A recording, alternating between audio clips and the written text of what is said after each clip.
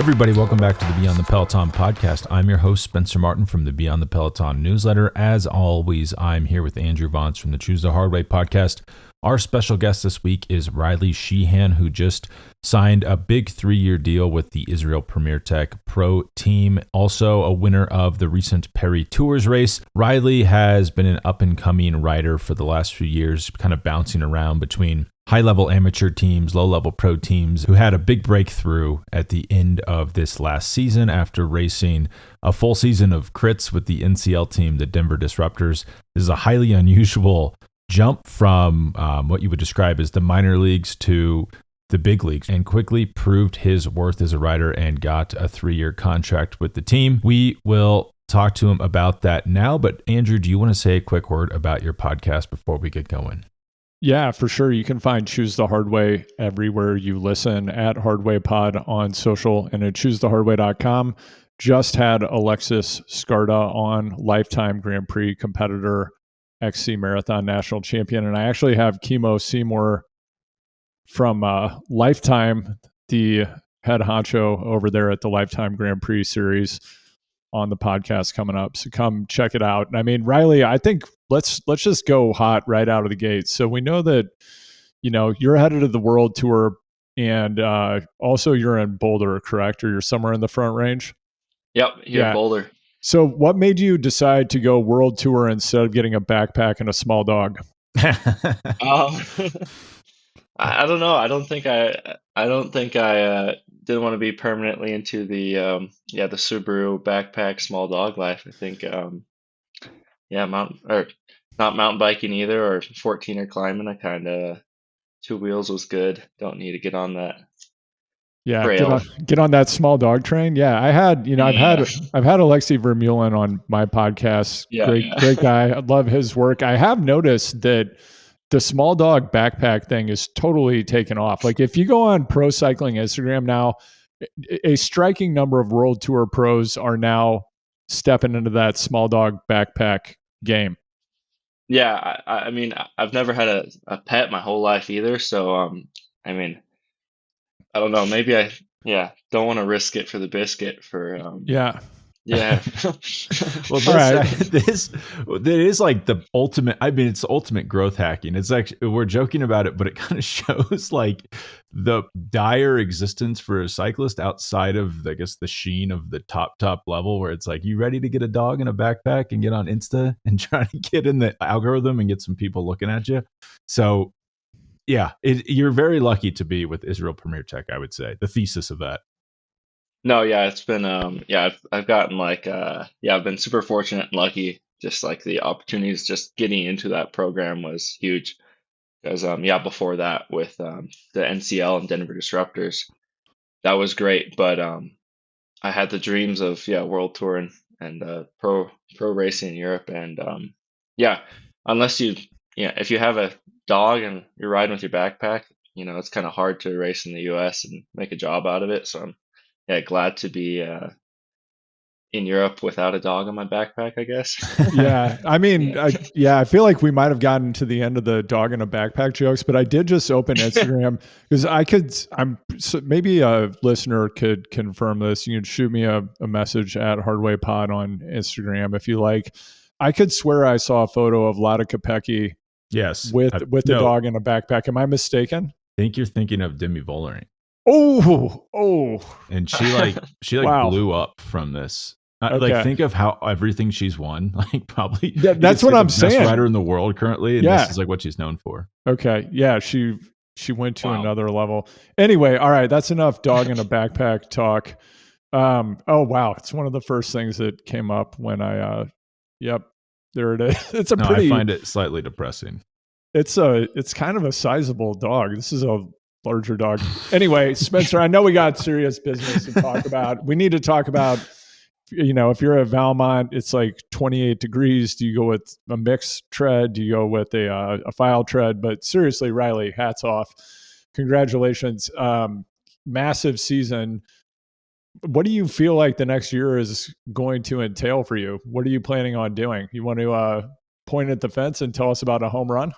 Yeah. I mean, geez, I think it's going to be like, I I'm going to be jumping straight into the deep end. I mean, I feel like I've said that, and a lot of people say that when they go to Europe. But I mean, yeah, I'm coming from like a year of crit racing, and then I had a short stint doing a stagiaire and had some great results. But like pretty much straight from crits to classics, I'd probably say. If Yeah, it looks like schedule's still in the work for next year, but looks like I might be doing like the season openers and for the classics and spring and some of the hardcore stuff like that. So really looking forward to it. But I mean, yeah, coming from like crits to, spring classic style racing, gonna have to pull off some of my cyclocross stuff I did back in the day at Valmont. But yeah, but yeah, pretty psyched for all the big racing because it's kind of been what's been in the back of my mind and kind of what I've been Yeah. not so secret but secretly training for, and yeah, looking forward to actually putting that all out on the road. Yeah. So, Riley, given your focus in 2023, and I'm looking at your Palmares right now, did you keep up a world tour level training load, and how similar or dissimilar is that from how a domestic criterium pro might train? So how did you put yourself in the position to be able to get the results that we saw you achieve, with the Paris tours win and everything else at the end of the season? Yeah, so like kind of going back to 2022, I was on this team called Premier Tech that was sort of kind of feeder team to Israel Premier Tech, but just doing a continental team and just racing in France primarily. And I got sick that year, couldn't get a contract or anything, and then NCL came along. But I was like pretty hungry to continue racing, and I wanted to get back over to Europe and racing at the high level.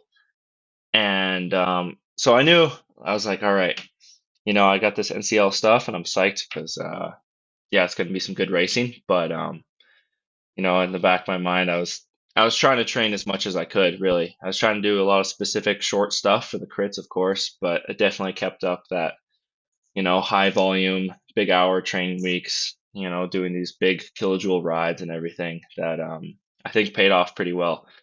But yeah, kind of glad the stagiaire definitely started, you know, for me in September. So I had like was it 9 months to build everything up. But honestly, yeah, comparing to a bit of the crit stuff, the training, it was just a lot more hours. I did keep the intensity super high. Um, yeah, I think, kind of having that in my mind, okay, I got to do even more extra high-end stuff, work on my sprint more, go to the gym more. I honestly think that ultimately helped me for these like bigger races. It kind of changed my idea on, training for big long races. Like you still need that super sharp, short and sweet efforts too to spice up the training. So. Yeah, I know another question that our listeners are sure to have, and is we're thinking about just domestic criterium scene versus the time that you've spent in Europe. What about the level of smack talking and chopping that goes on in the two different disciplines? How do they compare? I mean, yeah, I'm definitely going to catch some heat for this, but I mean, there's plenty of heat out there already, so it'll just be a a grain of sand on a big beach. But yeah, it's nuts the smack talk here in the U.S. It's insane. You like just not necessarily smack talk, but the weird just egos you get. Of course, in Europe, I've had some weird occasions, in the point two races that are a lot smaller. I got like punched in the back of the head once and whatnot. But I mean, that's not unfamiliar in the US at all. That's pretty unfortunately somewhat common to, you see a headline with some type of fight, you're not like, oh my gosh, there's a fight. You're like, check it out, another one. But yeah, so yeah, it's just yeah, kind of chaos, a lot more vocal aggression, I'd say, in the in the US scene a bit. So yeah. Yeah, it's probably it doesn't get any more intense than like a Masters group ride on a Wednesday night. I would right. I actually saw a YouTube video the other day. It was a Masters 40 plus Cat 3 rider at the Littleton Criterium, and there was just this really nuts confrontation in the middle of the race. Some guy cursing at him. it's kind of bananas. But anyway, Spencer, go on.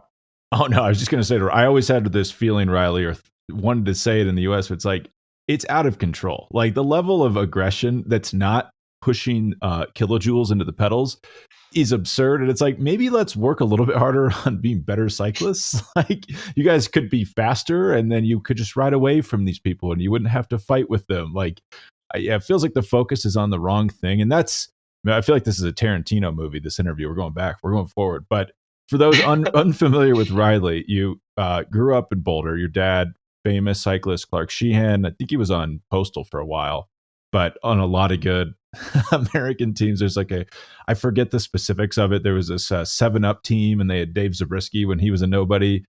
And I don't know if this story is true. Your dad's going to kill me if I don't have this right. But they were at Redlands, and I apparently they were doing a circuit race. They were off the front together, and your dad told Dave there was another lap, but there wasn't, so he could outsprint him for the win. I don't know if that's true. That's unverified, everybody. But yeah, I haven't heard that story, but I'm not surprised I haven't heard that for What a legend. reasons. But What a legend. Makes for a good story. There's another one about there's the famous I forget the name. But the hill climb that used to oscillate between Magnolia and Sugarloaf, and one year he was off the front with Mike Creed, and he was like, I'm dying, I can't sprint. And then he outsprints Creed for the win at Eldora Ski Resort. So that's how he got the name Clark the Shark. But good mentor, probably taught you a lot about the sport. You were coming up, and at the time, it sounds crazy now. I'm like, who the hell is this Riley Sheehan kid everyone's afraid of? Like, he's 15 years old. He's not going to beat me. Like, that's impossible. And then you just came into Pro 1-2, and you were crushing people immediately, pretty much. It was pretty impressive to watch. And then I would like to get in later in the interview, I think you're familiar with seeing a lot of young Boulderites excel really quickly, and then you just never hear about. I don't want to throw people under the bus, but just there's guys that are great results early, and then boom, they don't make it to the top level. And you just kind of kept chipping away. I remember you were in France when COVID hit on instead of going, you went straight from high school to this team in France. You were working your way up there. COVID, I'm sure, was super disruptive to that whole experience. You kind of bounce back to the US, and this is the danger zone for the US cyclists. It's oh no, they're back in America. They're going to get too comfortable. They're never going back. And then you were staging with Israel Premier Tech. You show up to Maryland Cycling Classic, a top 10, right off the bat. I was really blown away by that. And then you win Perry Tours a month and a half later, which is, for those who don't know, that's a big race, really old, prestigious race. You're beating super, super high level riders there. It's interesting to hear you say that you thought the strength work helped you there, because I remember the end of that race was really explosive with those groups splitting up. And looking back, knowing that you were doing more strength work probably helped you quite a bit. And then how you have a 3-year deal at the top of the sport. What do you attribute? I mean, I have the same question as Andrew. Going from doing crits, I'm looking at your schedule this year, doing crits in June, July. You did Littleton Crit, which is a big race. That's a race I might be at. I probably would have won that if I was on vacation for that race. But it's not I know the people doing it are taking it very seriously, and they are very good riders, but it's not the top level. What was that like? You did Littleton, and then your next race is Maryland Cycling Classic, which isn't a World Tour race, but is a high level race. Did you feel overwhelmed by that, or was it just whatever? I know I've been training and I can handle this. Yeah, I was a bit timid because I was all right, first race, but I got to make a good first impression. But I kind of had a good first impression before. After Joe Martin, I got in kind of their talent pool with the Israel Premier Tech, and then kept talking to them. And then most of July, I was in Livigno, Italy, where they had an altitude training camp. So I did a 3-week altitude training camp with all the IPT guys. And so I kind of had a World Tour training camp in the legs. I went straight from there to Chicago to do the Intelligentsia Cup. So I had this 3-week big volume, and then did a week long thing of crits. Came back to Colorado for a bit, and then did Littleton. Felt great there, and I knew I was fit, and just had to do a bunch of volume. But 1 year of not doing any, racing against Simon Yates or, any of these top guys, Tom Squains or any of these guys, it's like, all right, I don't know what's gonna happen. I know I'm fit, but that's fit for a American Crit Cup type of race. Is that fit for World Tour? So that was I just had to like come in there just like full on confidence and just, bet on myself really well. And, I kind of raced it super aggressively and worked with a team plan and whatnot. So, yeah, it unfolded pretty well. So I was kind of psyched with how that all worked out. But yeah, definitely worked my butt off before that, just knowing that I could be like 10 steps you know, behind the level, or I could be right at the level. I had no idea since it'd been so long. So I was just kind of panic training, even though I felt fit as ever. Yeah. Does the team talk to you about that at all? Or, what's that even like coming in as a stagiaire, which if for those who don't know, like you sign at the very end of the year. I don't know the exact rules on it, but you get basically a team gets like additional slots to sign, right? Like interns basically. And if they like you, they can re-sign you. And if not, you just are kind of free at the end of the year. Like when you come in, is it like, are they really supportive and they're like, hey, we've been looking at your power files, this is no problem? Or is it just kind of like, figure it out, kid? Like we like, is it frosty? I don't want to get you in trouble with the team, but No, like, no, what was man. that vibe when he showed up? Oh, it was actually really good. I like you just treated as another rider on the team, which was phenomenal. Like I went straight into working with like the team dietitian. He'd give me, pretty much like the day before and day of, and like race nutrition plan from like breakfast the day before, how many grams of oatmeal and how many eggs will I eat that morning to okay, what should I eat in the beginning of the race versus the end of the race. So like, I mean, that's just one example of one of the staff members, but I mean, pretty much, yeah, when you're a stagiaire, I mean, yeah, you are the intern, but they treat you the same as they'll treat the rest of the guys, which was pretty cool because I know like if not, it'd be kind of tricky to just kind of go in and try fitting yourself in, which yeah, definitely not easy, especially when you're in doing big races that you've never done before with people that you've never raced with ever. So You didn't. Larry Warbus just told a story, I think, like I last wanted week to bring about that up. Yeah. they were not so welcoming to him. He has a yeah. funny story where his like Heinrich Hausler was his favorite rider, and then he was teammates with Heinrich Hausler, who was really mean to him. And he was even Andrew. Do you remember the name of the guy who yelled at him and almost made him cry during one of the training I don't sessions? no, I don't remember. I believe that it was at his first training camp and they were doing intervals. They were supposed to stay in a specific zone and he passed some guy on the team and the guy just like laid into him about like that's not what you do. You don't pass me. You don't pass me. That's what. You don't pass me. Full disclosure, that's what I would be doing if kids were passing me and I'm out of shape and I know Yeah. that I'm at the end of my career. I'm laying into Yeah. those kids. Watch out. Yeah. But Riley, how did you even get hooked up? So you're racing for the Denver Disruptors on the NCL team. We have a million questions about the NCL, but like, so how did you even get hooked up with the NCL? And then how did you make that jump to Israel Premier Tech? Like, what were the connections there? Yeah, so yeah, with the NCL, Reed McAlvin is one of the head guys behind it. He's worked with Action Hoggins Bermans in the past, and I mean, geez, I think he worked for my dad forever ago. Maybe it was on like the Seven Up team, which was crazy. So I've kind of apparently he's known me my whole life, which I mean I don't really remember him when I was 2 years old or anything. But yeah, I've always kind of stayed in touch with him, and then he reached out talking about the NCL, and I was trying to find a European team, but yeah, once he told me about it, I signed up for that, and yeah, the team was awesome with the NCL. The riders we had and staff was great. We had Swain Tuft, who yeah, Canadian cycling legend, really. He was the head director for the team, and he's got a bunch of good connections in Europe because he had raced in Europe for years and years and years. And yeah, he got me in touch with the head of performance at Israel Premier Tech. after our first training camp, we had these like power tests we did because we were partnered up with Wahoo.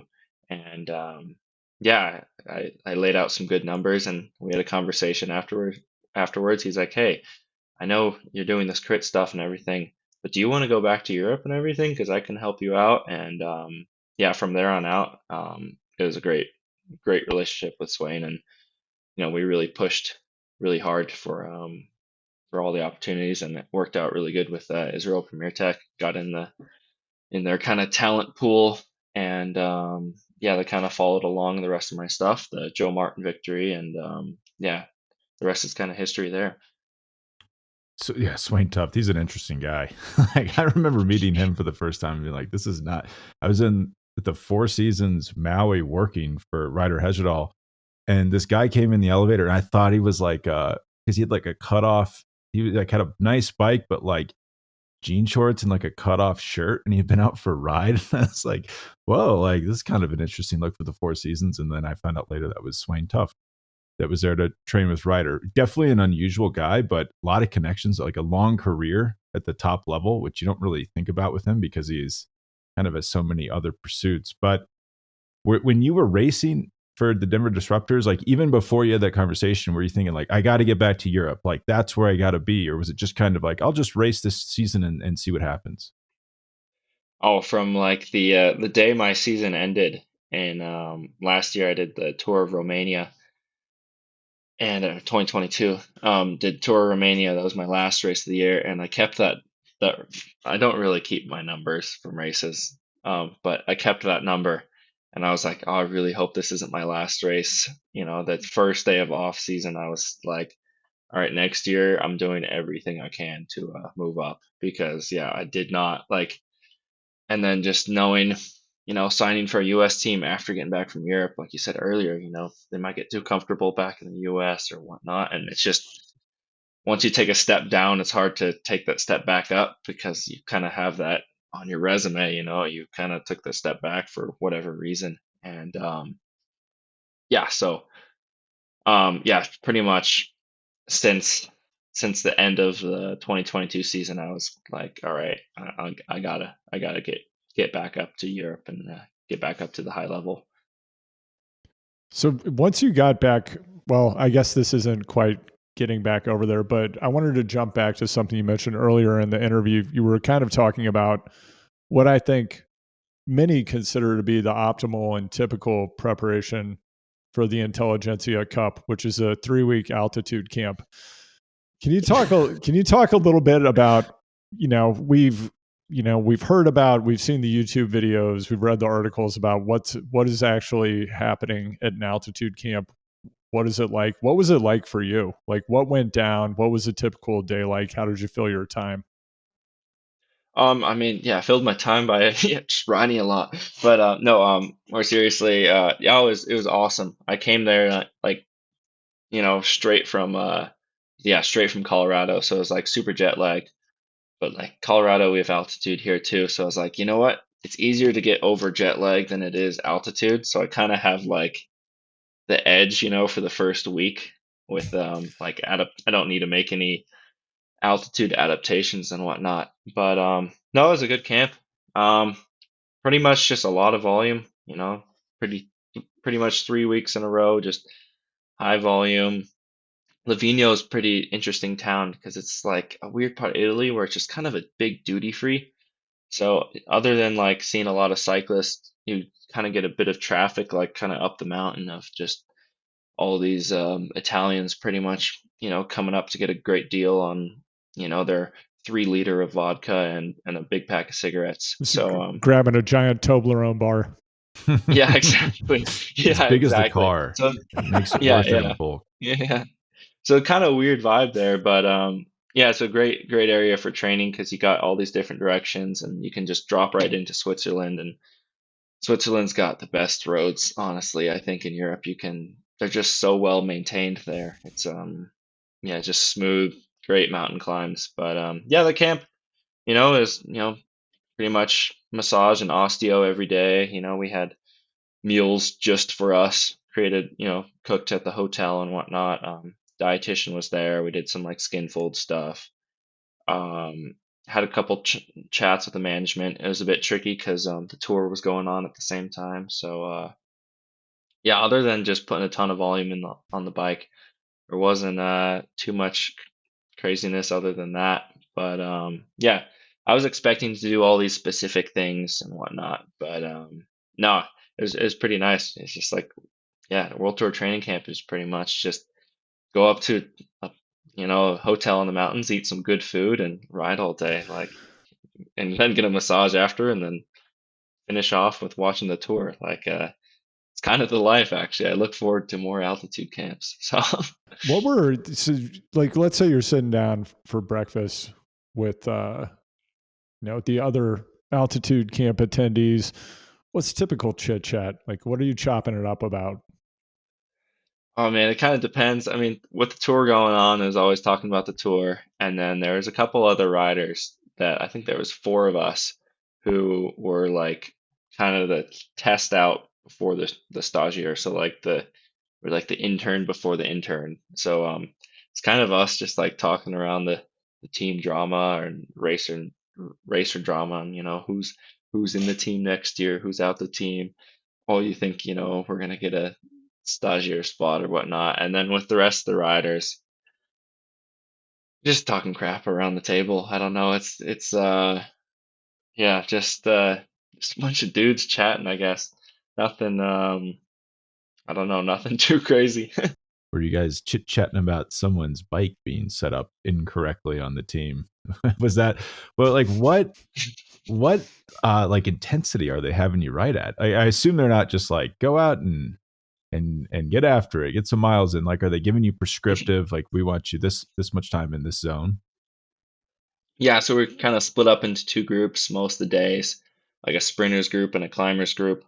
And people, I still can't figure out what type of rider I am, so I was kind of bouncing around the groups. But each group's got a follow car with a mechanic, and then usually one of the team coaches is driving, and there's maybe some specific training that day.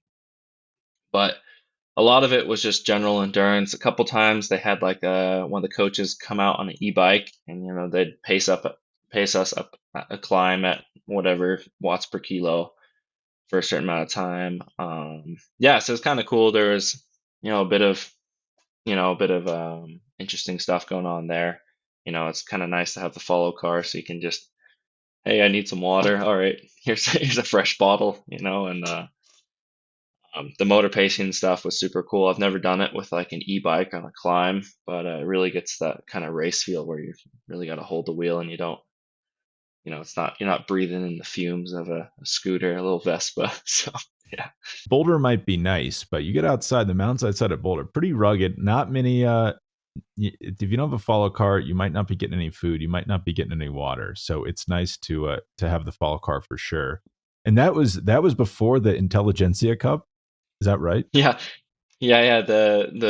I had to miss the first 3 days of the Intelligentsia Cup because of the camp, and so I flew in. I think I got to Chicago at like 6 p.m., and then literally 24 hours later, I started the like whatever. I think it's like the third or fourth night of Intelligentsia. So like 24 hours after landing, like all jet lagged. I took a crap ton of caffeine and was just so hyped to like get rolling on it's had all the altitude gains, and I was ready to rip. But that first night, man, I was like, it was just like I couldn't tell if I was like on a 1 that day or a 10 because I had so much caffeine. It was so jet lagged. It was like probably 4 a.m. Italy time, and I'm in a crit. Like what, I haven't been doing crit type training. I've been doing like climbing up these. I was going up the Stelvio like 4 days ago. Like this is a whole different thing. So that was a bit of a trip. Does it feel easy? Like, when you come out of a really high intensity, like you're with the top guys in the sport. You go to the Intelligentsia Cup, which does have good riders, but it's not the best. You're not making a ton of money racing that type of racing. Like, does it feel easier, or is it just like different? It's just so fast, and it's not the type of training you were doing, so it takes a long time to catch up to that. Yeah, it did feel quite a bit easier for sure, but it's still like, these 75-minute crits.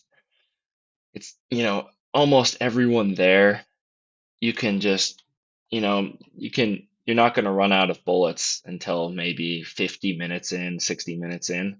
So most of the time, all these guys are kind of up there with you and whatnot. But I kind of kept using it as training. I was like, all right, I'll get some high intensity in. And so I wasn't really racing it the smartest. I remember talking to my dad a bit on the phone. He's like, all right, just the next day, just sit in for the first 45 minutes, do nothing. And yeah, a couple of days I yeah, followed some good advice there. And yeah, it was pretty chill after doing a camp like that to just sit in because it's like I just did an hour and a half climb the week before at the same wattage, but I'm just now sitting in the draft, just cornering. This is it's pretty fun actually just to like cruise around. But yeah, it was, I kind of made it hard on myself sometimes. I was like, all right, I'm just gonna race super aggressive, and then I still had some like legs for the end, but yeah, still generally quite a bit easier for sure. Yeah, you're making this sound easy. If you're listening to this show and you went and tried to sit in the Intelligentsia Cup, you would not find it easy or fun. Probably you're kind of downplaying how difficult going from crits to winning Perry Tours and then even just racing the crits are. But yeah, that definitely would not pass the Clark Sheehan test of a strategy, making it as hard on yourself as possible. But it actually probably helped you at Maryland because that's a crazy race. Like we don't see a ton of it. I guess it is televised start to finish. I don't really sit down and watch the beginning of the Maryland Cycling Classic though, but it feels like it goes from start to nothing. Like it just explodes immediately. And then you have like groups scattered all over the road. So it probably helped you there that you were racing more aggressively. And that's how you got in a position to top 10. Exactly. That's kind of how I used it. And like a lot of the days in intelligence, I was just going for the preems. Like I remember one day I had like a mechanical issue where my SRAM went into crash mode, and I was just single speed the whole race. But it was like the perfect gear. If I were gonna choose a single speed for that day, it would have been perfect. But I think I made like double the money of the guy who won that day just off of preems, which was pretty sweet.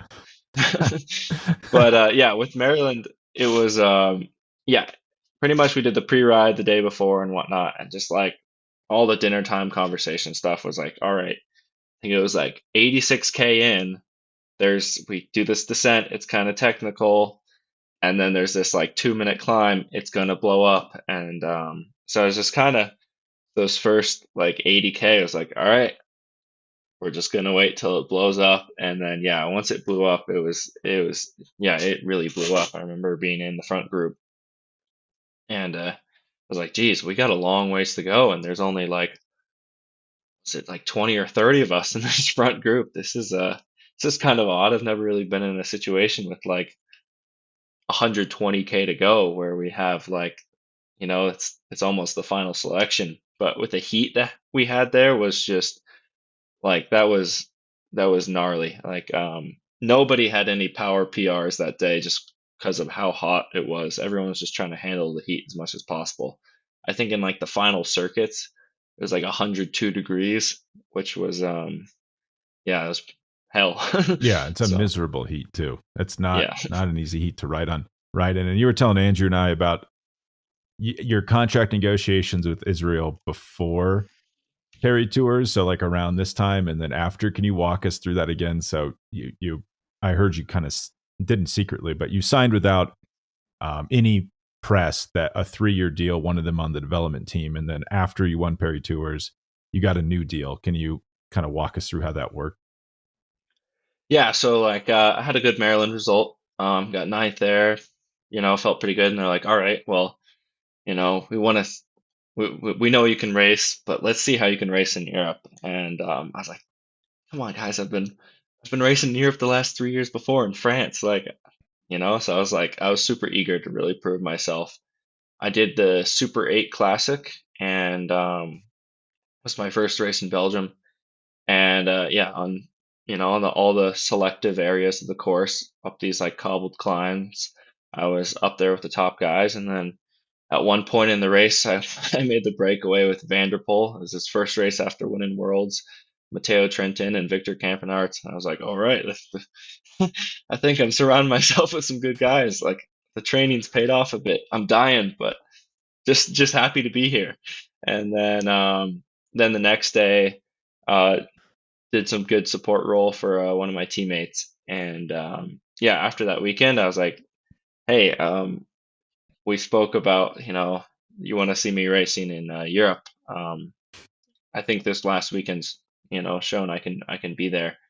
And they agreed, and they gave me an offer with 1 year on the Conti and then 2 years pro, which I agreed to and signed with. And I still wanted more. I think that's, I don't know, maybe, yeah, it's a good thing. I always want more, I guess. And yeah, I was still hungry. I was like, all right, I still want to get on that pro team.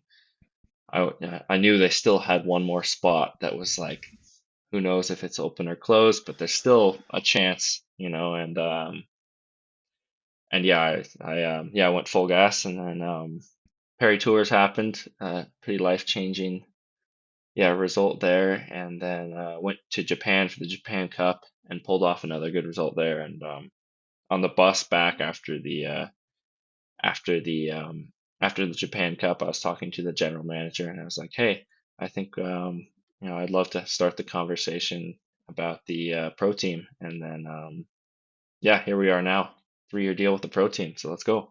Do you have an agent, or are you just doing like freestyling? Is this like normal at the World Tour? Just guys, you're just pestering your manager after races?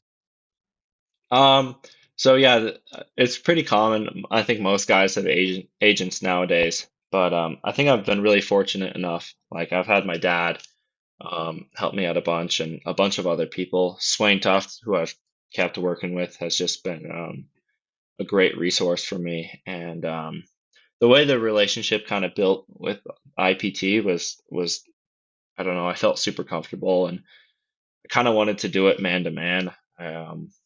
I totally see the reason behind the agents and everything, but just how the relationship was, I really felt comfortable just doing the face-to-face type of deals and negotiations and all that. And yeah, it turned out to work pretty well, but definitely I think a bit unusual for most.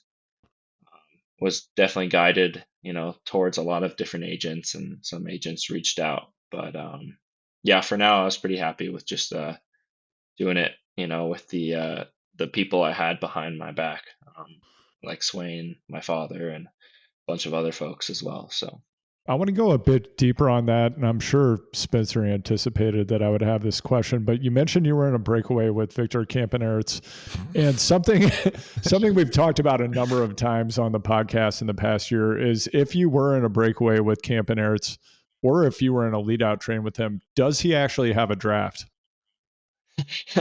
I made sure to not be on his wheel. Smart. So okay. That's why I had the world tour. Yeah. But yeah, the dude gets low, I'll tell you that. Yeah. Do you remember whose wheel you were on? Oh geez. I think I was on Trenton's wheel a couple times, and then there was a Yumbo guy as well. Don't know who he was, but I was on his wheel. Yeah, I think like Vanderpool was on my wheel a couple times, which was like, yeah, like I wish I had a little like rear view mirror on my bike. I'm sure I would have just saw him nose breathing or something. But yeah, just take a selfie, just pull it out, grab that. That's exactly. That's when you brake check him. Yeah. The sheriff's in town, Matthew. This is not your show anymore. That's actually funny you bring that up. I feel like I'm becoming a grumpy old man where I'm like, kids these days, they don't know how to race. Where I feel like a lot of kids your age, you're 23 years old, would get in a move like that and like, I'm getting on Vanderpool's wheel. It's like, no, don't get on Vanderpool's wheel because he's gonna pull through so hard that he's gonna blow you up and you're gonna die when you get to the front. Campenarts has no draft. Like, get on the tall Dutch man's wheel on Yumbo. We don't know how good he is, but he's probably not as good as Vanderpool. And like, that's how you actually ride in a breakaway. And I feel like a lot of kids don't know how to do that anymore. Yeah, once I got in that move, it was, I mean, I don't know if it was like, I wasn't really trying to prove myself once I was in that move. It was more just damage control and like, how do I stop breathing out my eyeballs? I'm cross-eyed, like, why am I up here? Like, just keep digging, like, hang on for dear life. Cause, yeah, that was more what was going through my mind than, all right, I'm gonna rip the same speed as Vanderpool's wheel. Like I was, yeah, I was an 11 out of 10 on the effort. Like I was once I like yeah got across to that group, I was like, oh my gosh, what the hell am I doing here? This is insane. But I think like all the adrenaline and then hype of holy crap, I'm with all these guys too. Like was able to keep it in check and have me hang on. So Something we always debate is like when you're in that move, can you hear, can you understand anything that's coming through the radio from the team car? um yeah, because I honestly yeah, because I think when you're like that full gas and dying, you're kind of desperate to hear anything. And like anything they'll like you're so full gas, hypoxia's to the maximum. Like kind of like you'll get influenced by any any voice that's like you're told, and they're like, "All right, Riley, just keep it chill. You're doing good up there." And I was like, "All right, that's what I need." Because like if they said, if they said anything like negative, it would have just like I was already like, hanging on for dear life. I think that would have been like the last straw, and I would have That's just so yeah, interesting because I think yeah. a lot of people, it's like and I'm one of them. It's like a big push to make that public, and it's like you might not want to hear it. Like some people were frustrated during the tour of like, make guys make sure you eat and drink, and it's like, well, do they really need to hear that? It's like, yeah, they do because you're at the limit. Like you can't you can't think anymore. You need someone to tell you the most basic things. It's not like a normal sport or even F1 where they're in a car. They're not, their heart rate's probably not at 190 beats per minute. So you can have a little bit more of a nuanced conversation. It's like a cyclist at the limit just needs the most basic possible information. It's maybe not going to be that enlightening for people listening. Yeah, exactly. Like I remember, I was in that move, and like I needed a bottle, and I couldn't think of like, all right, when's the next feed zone or any of that. I was just like I couldn't think, and I remember just like taking my hand off the bars to go to the radio and be like, "Where's the next feed?" Was like that was just brutal in itself. I was so full gas, but like that was like I needed to know, like lie to me, tell me it's in 2K, I don't care, like yeah. Sounds like Andrew and I at BWR Kansas right there. Yeah, it was pretty intense. So, Riley, operating at the world tour level, what's been the biggest surprise to you in terms of Um, like the training, the methodologies, like what's actually happening in the races? Is there anything that's been different than you expected? Nothing crazy. I mean, one thing that was kind of interesting to me was like, I mean, I shouldn't have been surprised, but like, yeah, everyone knows each other. I mean, the cycling world is small enough, but it was pretty cool how just, at the start line, just people from different teams are just chatting along and everything. Like it's I don't know, one thing that was a big just shock, and kind of going back to like US crit racing culture versus Euro racing culture, is like we're all in it together and here to have fun. Like we're trying to make like we're trying to keep the best vibe possible. Like it's not like there's times to be serious, but you don't need to be serious like 110% of the time. And that was kind of cool, is like just seeing the attitudes of everyone and their outlooks. It's just like, all right, let's keep the spirits high, and we don't have to just be, all right, robots. Like it was off the bike, it was just hanging out, which was super cool. And I was going to say, Riley, a lot has been made of, it's now kind of axiomatic that everyone's eating at least 120 grams of carbs per hour. I think I've seen 5 articles on this topic in a US cycling outlet in the last month saying the same thing in a couple of different ways. What's that like for you as an athlete? Because it seems like, okay, at this point, we get it. Are you just doing all mix, or are you doing mix and solid food? Because personally, my experience of trying to chew things while going full gas, and certainly not at your level, I've had mixed results. Yeah, but like yeah, same thing. Like going full gas no matter what. We're all going full gas. So yeah, it was kind of trying to dial in that is kind of tricky because obviously mix is so great. You're just drinking it. You don't need to, reach in your back pocket, undo a wrapper that's with your sweaty or sticky hands. It doesn't want to, it's got to do a special way to tear it open or something. But I found a pretty good system and whatnot with the nutrition we had. We had these gels that were pretty liquidy, and is liquidy a word? But anyways, I'll roll with that. I like it. Yeah, let's go. Liquidy gels that were, yeah, it was like 45 grams of carbs in each gel, and so I made sure I had like two of those an hour.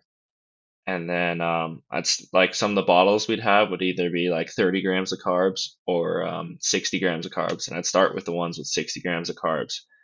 And so I'm going pretty darn heavy that, on the carb intake, I can't take 150 an hour for 5 hours. Like I'm gonna be doing a Tom Dumoulin or something, in the middle of the race. Yeah, But that's the fear.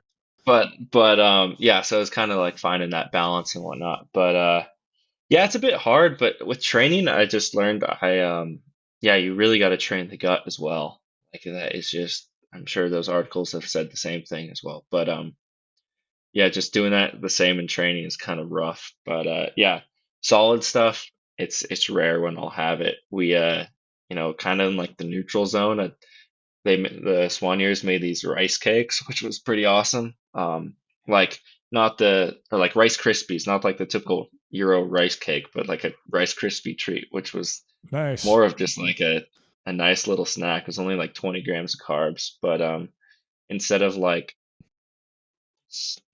drinking down a syrupy gel, sometimes it'd be nice to like, all right, the breakaway just went. All right, let me just eat two Rice Krispie treats. Those are pretty good. So it's kind of finding the balance because in the bigger pro races, you do get the chance to, once the breakaway goes for the day, the race slows down quite a bit for, 10, 15 minutes for all the teams get organized. Everyone takes a little nature break. So then you can kind of like, all right, let me get some solid food in there that, will kind of aid the stomach maybe a bit later, so it's not just like a stomach full of liquid sugar and yeah, to wreak havoc on the team bus later. So yeah. Something not to be discussed, the team bus toilet situation after the race.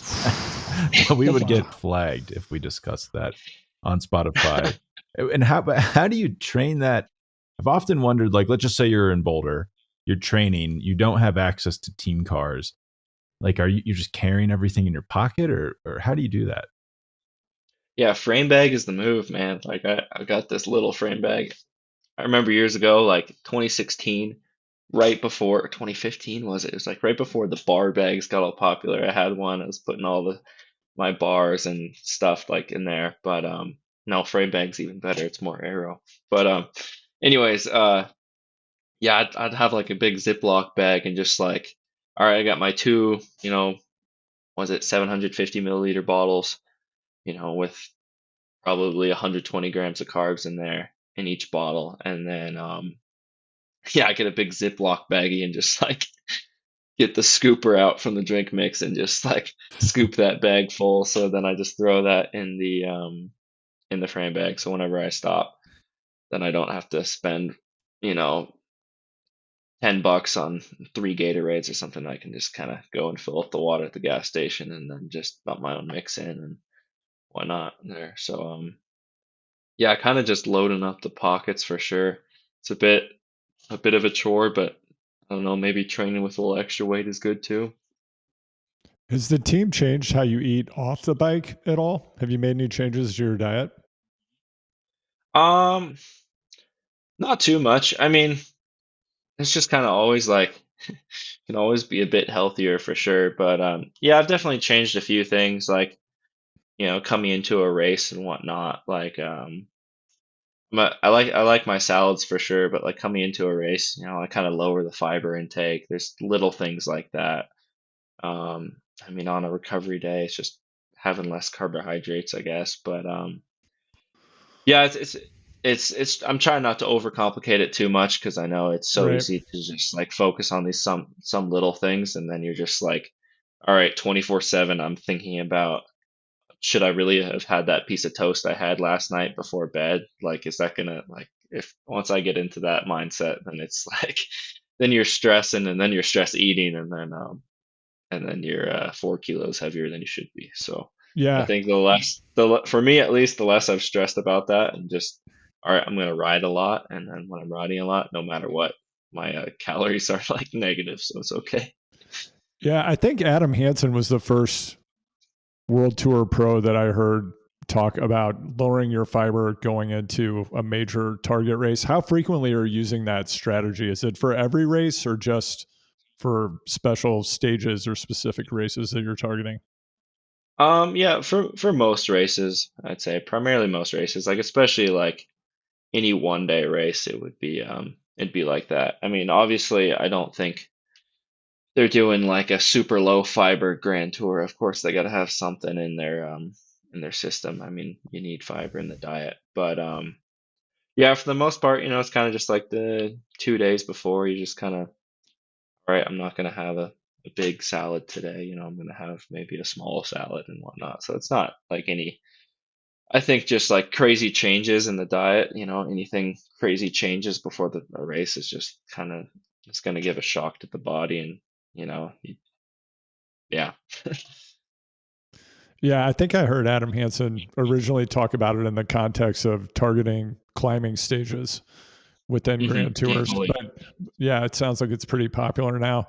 We didn't talk about this earlier when we were talking about the altitude camp, but just generally, is there much, if any, talk about gravel racing within the World Tour? Andrew's gravel question. Yeah, It's I guess back. that going back to like the talks at the yeah, what was the talk like? Yeah, what were you guys chatting about at the camp? Gravel did not really come up. It maybe came up once or twice, to be honest. So Well, I mean, Mate yeah, Malone yeah. said he's basically like, I'm becoming a gravel pro. That's more or less, his most recent news. So it sounds like it is trending. Yeah, yeah. For a couple minutes at the table, it's trending a bit. So I did go back and I listened to the actual transcript of that interview, and he did couch that in a lot of, he was like, gravel racing will be my focus for 2024. It's like, and then fine print, like, when it doesn't conflict with any goal of a team, Yeah. when I'm not racing a road race. It's like, so you're doing Yeah. gravel worlds next year is what you're telling us. And that's Yeah, about it. totally. What's the living situation, Riley? So you go pro. I mean, you were on. I don't think we've given you your flowers for this. You were, I'm sure, in some, I don't know how to put this kindly, not like luxurious situations in France when you were racing amateur 2020 and 2021, and then now, like, what do you have? Did you just buy a mansion in Girona? Andrew and I have been blown away by the real estate affordability in Girona. What you can get for a little bit of money there. How's that going? good. I mean, yeah, much better than I'm psyched for the yeah, just getting an apartment in Girona. Pretty simple, but it ticks all the boxes, and I got my space to stretch out. But yeah, like 2020 and 2021, the yeah, just the town I was in was just tiny. I think it like Europe, they only use roundabouts. There's no four-way stops. Well, this town had like two or three roundabouts, so it was a pretty small town. And yeah, just an old apartment there, sleeping in a tiny, like, I felt like smaller than a twin mattress that was 40 years old or something. And yeah, so definitely excited to have my own place. Renovated 2 years ago, so it's got AC too, so That's that'll be unbelievable. Wow. That's amazing in huge. the Wow. That's summer. huge. I remember, yeah, in yeah, 2020, 2021, in like July, and just like I got the windows open at night trying to like put the blinds down during the day or just doing everything I can. I got a fan trying to blow some hot air on me, but yeah, no, looking forward to having like some modern necessities, I guess now. We were in Europe for a few weeks last summer, and then we came back. And in the middle of the night, we do not keep our house cold. It was at 77 degrees, and I had to get up and turn off the AC because I was so cold. Like I'm used Yeah. to like a 90-degree European night in the house. I can't sleep if it's not that. But like what's your time split there? Are you going to spend like most of your time in Girona, and then do you just stay with your parents when you come back to Boulder? Yeah, probably. Like right now, I've had an apartment here in Boulder, but yeah, I'm probably once I come back, but I won't to Boulder. I'll probably stay with my parents or something. But yeah, it kind of depends. I don't really know how much I'll be back in the U.S. really.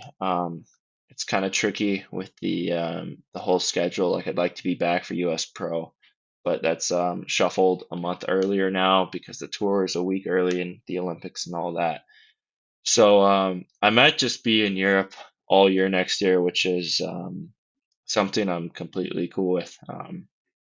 Yeah, maybe I'll do another altitude camp or something there. But yeah, I'm just gonna hang out in Girona and figure that out for the first year at least, and then if I like it, I'll stay there. If not, maybe I'll try something else. Like I think I love altitude and just nature coming from Colorado, so maybe go up to Andorra or something and get on the hype train there, or maybe a Nice or something. So yeah, There's a lot of Andorra going around. It's It's a lot definitely of Andorra. trending. It's It's definitely trending. not yeah, it's the trending. advantageous tax bracket or tax rate. That has nothing to do with it. Yeah. Everyone's moving for the But Wi-Fi. yeah, as an American, unfortunately, you don't have that advantageous No, it's tax crazy. bracket. It's like one of So two countries in the world that has to pay income tax no matter where you are. yeah, yeah, yeah. So yeah, SEP's just there for the mountain vibes, which I totally get. I was there a bit, and yeah, it's a great place because I mean Europe is awesome. You get all these great climbs and whatnot, but it doesn't have the remoteness like the US does of just like, all right, if I look in that direction, I just see trees and mountains. And in Andorra, you get something a little closer to that, where you can get some proper outdoors time, where you're not like seeing, a village there and a church there and whatnot, a farm field in the other direction. It's like kind of you can just be out in nature, which is pretty good feeling for the head sometimes too. Half the battle for U.S. cyclists, I mean, you know this better than anyone. Just how there's a lot of guys that are good at riding bikes in the U.S., especially like in your dad's era. It's like half the battle is just like existing in Europe. Can you live in Europe basically full time? And a shocking amount of people cannot. It's like Americans don't do well when they have to spend an extensive time outside the country. So you're halfway there to being a superstar. Yeah, exactly. No, it's been brutal, and like I remember just coming over to Europe the first time, it was just like, oh, okay, this is different. Like, it's just everything's a little bit harder. I mean, like, okay, I got like a hardware store is like, okay, where like a hardware store is like daunting. I remember going to a hardware store and it's like, all right, like I can get around a hardware store. I don't know anything about power tools or, getting asking for a screw in a French hardware store was like, I was nervous for that. Like that was an experience in itself. But like yeah, in the US you can walk up and ask no problem. Or like, we can go to Target and I can get my pants, I can get my toilet paper, and I can get a book and a video game while getting my groceries all at once. That's great. But there's no such thing as that over there. It's those are all different stores and whatnot. So I know it's all a bit harder, but I think going to Girona it's a bit easier. My friend told me once it's like Girona's kind of like decaf Europe. Everyone kind of speaks English. There's tons of bike shops nearby. There's tons of contacts you can have. It's just a little less intense. It's the same thing. It's still coffee, but it's not as intense. Yeah, it's just decaf. So yeah. Now, Riley, I'd be remiss if I didn't ask you about this. Now, I know in 91, 92, your dad was on Coors Light, and I know that Roberto Gaggioli, Oh, the legendary sprinter, was also on the team at that time. Now, did your dad pass along any of Roberto Gaggioli's wisdom to you? Not that I know of. I mean, I'm sure I've gotten some of it, but nothing that's like, oh, this Roberto told me this or anything. So yeah, I'm sure I've gotten some indirect advice for sure. All So right. Let him know I asked. I'm really I will, curious. yeah. Yeah. It's a legend. Does he have any? Gaggioli, I think, was at the center of like the alleged tampering. I don't know why they thought this was a good idea, but there was 3 big races, and if you won all the same person won all 3 races, they win $1 million. But obviously, what could happen there is everyone in the race says, "Well, let's just let the same person win, and then we all split the money, or all the good riders." So something funny might have gone on there. I'm sure Gaggioli has a lot of good Yeah, yeah. stories about that. I know a little bit about like kind of how you came up racing, but like did you seriously start racing from a really young age? Were you out at Valmont with the juniors, with the like the under 10s? Did you race high school mountain biking? Like what was your path to getting to a point where you could go to Europe?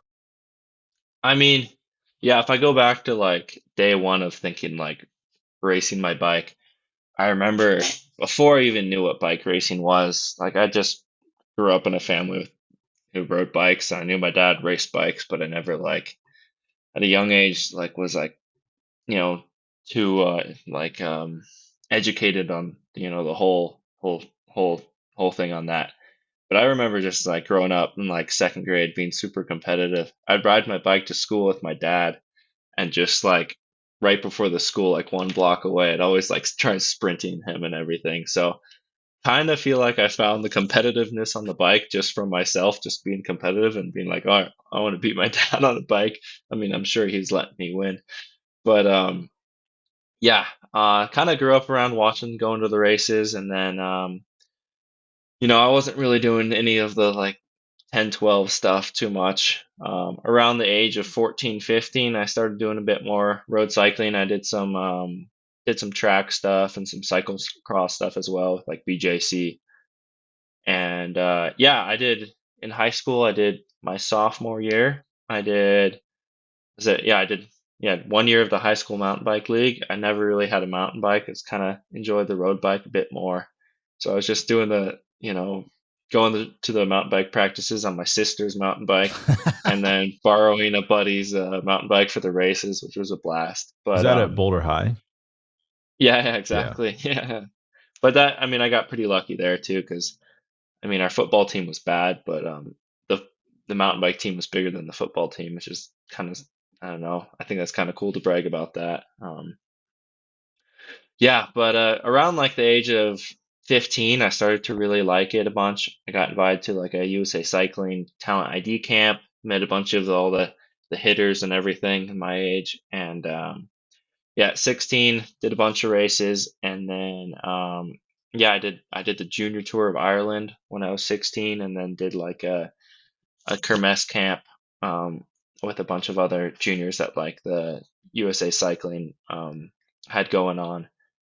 And then from there on out, kind of each year from there 15 onward, my career developed a bit more and more. But whether it was like progressive through results or whatnot, the main thing that really grew was just yeah, my passion for the sport and love for it. Like each year, it was just like a little bit more in love and involved with the sport that I take it a little more seriously. And it's kind of each year progressed like that. Like in 2020 and 2021, 2019, even like my U23 years, I kind of staggered out a bit. My progression wasn't super linear, and but like for sure, like I knew just my dedication and like love for the sport was just growing so much those years that yeah, it's kind of, yeah, it kept on growing like that. But yeah, so definitely didn't start super young or anything, and but yeah, around like 15, 16 is when I really started getting into it. What did you love about it? Um, Kind of just a competitive guy. And yeah, it's just biking is something I found that I'm pretty good at, and I just like I did basketball, baseball, you know running as well, and those were all cool. But I was like, oh, I kind of like the tactics in that, kind of like the you got to just push yourself in that, and like cycling is like, oh, I can be super tactical, and I can you know I gotta push myself really hard. And just that combination, I think, is really cool. And how it's, it's not the same playing field every time. It's not the same, you know, baseball diamond or whatever. It's a different course, and there's so much can change about it, and there's just so many different opportunities and ways that you can, yeah, be crafty with all that. Is I think, yeah, just all the variety the sport can give you is probably one of my favorite parts about it. But definitely the competitiveness comes first. So yeah. Do you think getting involved, like the USA Cycling Talent ID camp or program, like if that doesn't happen, do you think you still like were they the ones who sent you the tour of Ireland, or did you kind of just finance that yourself, or was that key to your development? Yeah, so like Tour of Ireland, I did kind of on myself. Like by myself. I saw like a YouTube video of it like the winter before, and I was like, Dad, I really want to do this. And so yeah, he definitely helped me out with that. But like, yeah, with those talent ID camps I've done. Then after that, I did the Belgian Kermesse camp with USA Cycling and all that, and just having that exposure and everything was so valuable. I really, I don't think I would have progressed to where I am now. I know like in 2019, my first year U23.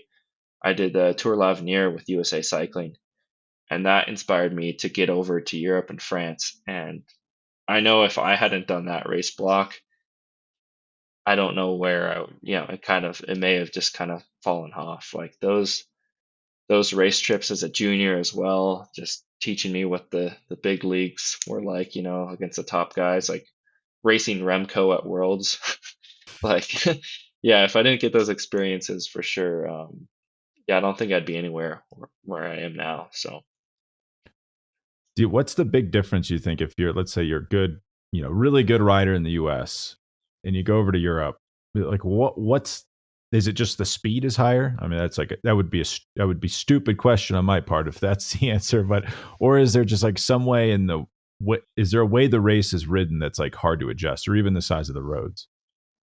yeah, I mean, the way the race is ridden, I mean, it's a bunch of juniors, so it's like you think European racing is a lot more, dense, smaller roads, so everything's a little more compacted, more action going on.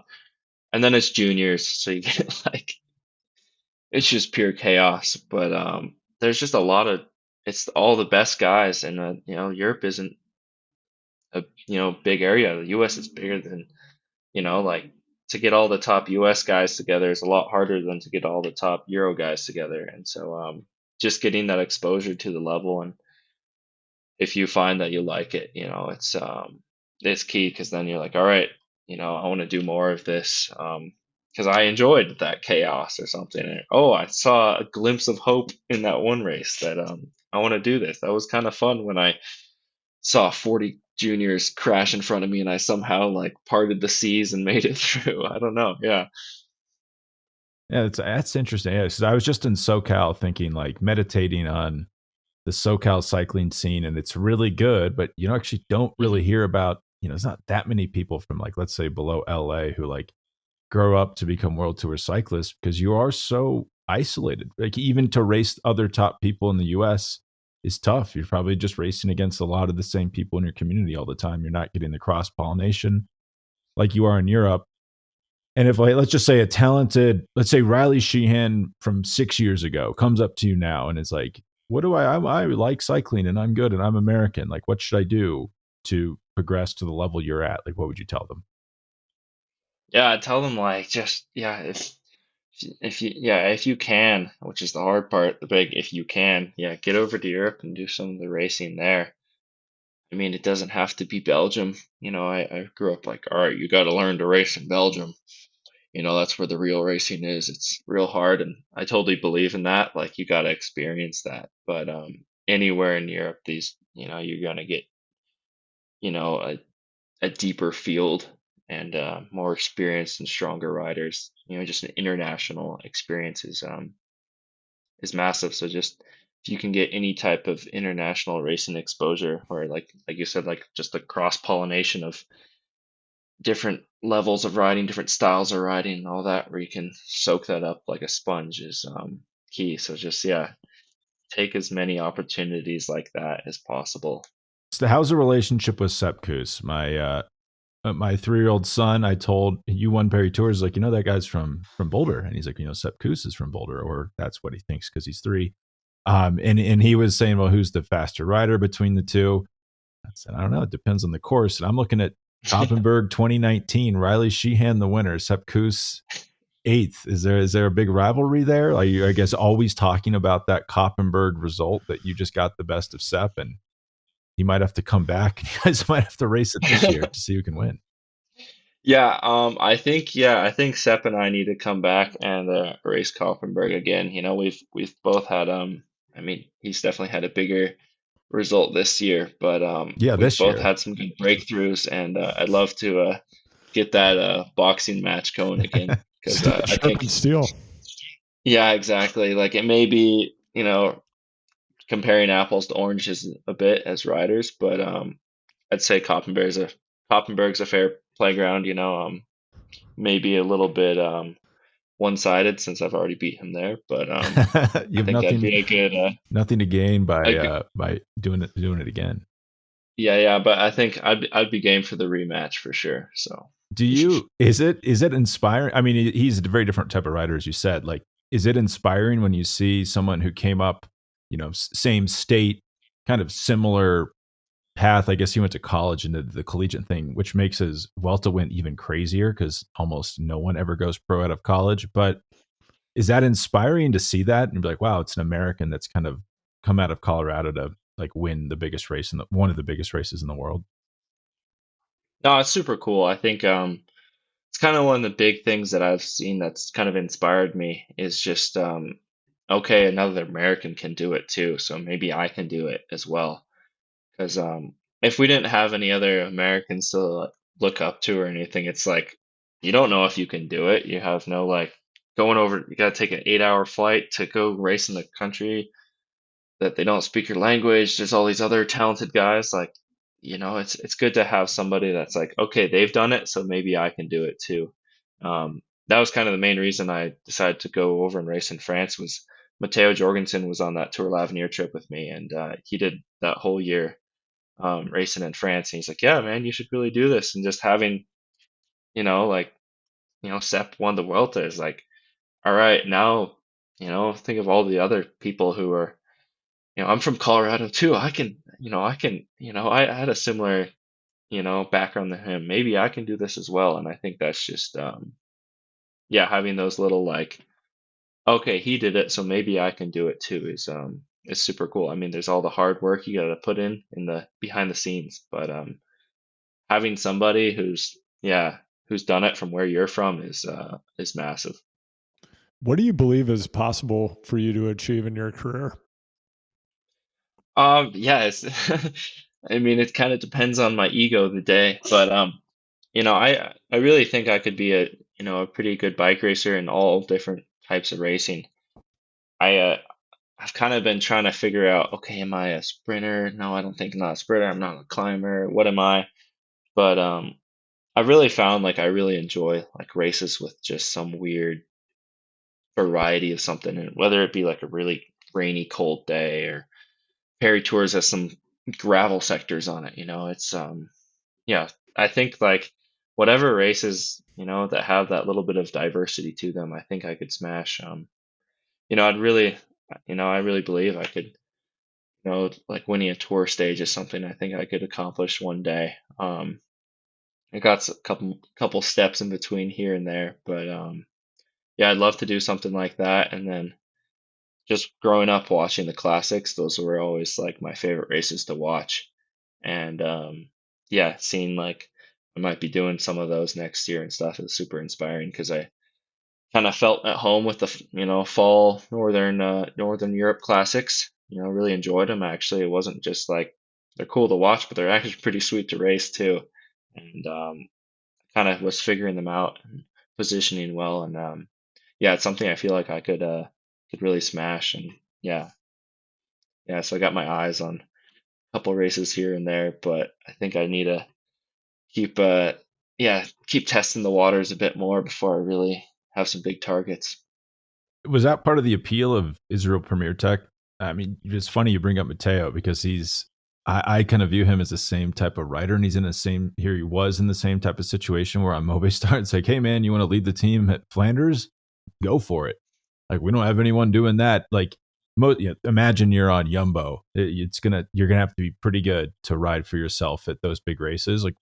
Like I imagine, I'm trying to think of Israel Premier Tech's classic team in my head. You might be like one of their most recently accomplished riders in one day. No, it's pretty cool because yeah, they're kind of building up their classic squad, and I mean the team took the step down from the World Tour, but I think it's a good stepping stone for me because they're on track to make it back up and everything, and I can kind of grow with them. And there's a big opportunity in the classics that they're building. They want to put a lot of work into their classic squad and whatnot, and being a part of that and being like, okay, I can grow with this, and I have a chance. I'm not going to just necessarily be, the bottle boy in the race. I can have some freedom in the races and some opportunities. I think that's just that's massive and something I'm really excited to be a part of because I love racing and whatnot, but winning is such a good feeling. And when you're really racing to win, that's awesome. And I think I'm going to have some opportunities like that. And I think that's just a great fit for me and super motivating too. Then I know like I can come into some races next year that I can really target, and I'll have some people backing me up too. I'm not going to be getting bottles for Wout or someone, but yeah. Has your position changed on the bike substantially in the last couple of years? Um, a bit, yeah, kind of here and there, but not too much. Kind of just yeah, not too much, I guess. It's kind of stayed the same, slowly gotten lower and lower in the front end, but still could always go more lower and longer on the front end for sure. But yeah, nothing crazy, but never done any crazy overhauls, but hopefully I can say my position's changed on the TT bike next year because I think mine's just atrocious right now. So yeah. Is that something you ever worked on? I often think about like young time trialists. Like it must just have to be a culture that you grow up in, or if you're British and you're doing time trials every weekend. Like when were you ever really racing on the TT bike? Was it just at kind of junior stage races that you're trying to win? Yeah, it's kind of junior stage races and nationals. Other than that, it's kind of like, all right, I gotta train for this race and I gotta get used to this TT bike. But as a junior, I actually really liked time trials and thought I was pretty good. I was pretty good at them as well. Yeah, I won the junior national championships for the time D's trial. pretty But good. yeah, yeah. But it kind of after juniors, I kind of racing against a 28-year-old and I'm 19. I was a little behind on the wattage for sure, and yeah, so. Yeah, unless you're British or having access to a wind tunnel sessions and all the custom equipment you want, yeah, it's pretty tricky. So I think I'll definitely have some more support for that. But I think my time trial specific days have maybe passed. I'm not gonna totally cross it out, but I like the mass start races a bit more for sure. I mean, it can happen. You see guys that like late onset time trialing. I don't think you would have picked Jonas Vindigo as like one of the best time trialists in the world 4 years ago. No, He's yeah. pretty good now. So what's the rest of your 2023 look like? Like, have you been to the first Israel Premier Tech camp, or do you guys meet up in December and kind of get to know each other, get bikes and things like that? Yeah, so luckily I was able to keep the team bike from yeah, I got the bike that I won Perry Tours on that I'm training on here in Boulder, which is pretty sweet. So I got to keep that and been training on that here. But then in a little over a week, I'll be heading over to our first training camp in right outside Girona, Spain, where we'll kind of get everything dialed. The whole team's gonna be there together, train together, staff, everyone, getting bike fits and um, yeah, getting everything sorted for that, plus some good training as well. So yeah, and maybe I can tell you in 2 weeks that my bike fit has changed quite a bit, but for now it's gonna stay the same. So Well, we don't want to. We want to let you go. You're a busy pro cyclist. You have limited number of days in the U.S. before you move full time to Europe. Andrew, do you have any more questions? I just want to get to the bottom of what your dad learned on Coors Light, but that's an interview with your dad, not you. Yeah, hit him up. Oh, he'll come on. We got to have him on. When you're winning tour stages this year, we'll have to have your dad on when you're too busy to come on. That'd be incredible. Yeah, I'm sure he'd love it. So that'd be awesome. It is fun. I mean, it is funny. You see guys like Derek G, like Israel, just it's like, hey, you want to come to the Giro and try to win every stage? I'm like, sure, that sounds fun. All right, go for it. So, I mean, nothing's out of the realm of possibilities with this team. No, I'm super psyched. It's kind of like it's a open book on things to target for. So looking forward to it. All right. Well, thanks, Riley, and stay warm in your last remaining days in cold Colorado before you go to Spain. Yeah, right on. Well, thank you guys. I really appreciate it. Yeah. So maybe I'll hit up Valmont Bike Park if the snow melts, and I'll see you guys out there. But that's what we like to hear. You hang in there, just Riley. Got my cross bike figured out. So maybe I'll be out. Carving. Get the last taste of the good stuff before you head to Girona. Yeah, exactly. All right. Well, thanks, and best of luck this season. We'll talk to you later. Right on. Thank you.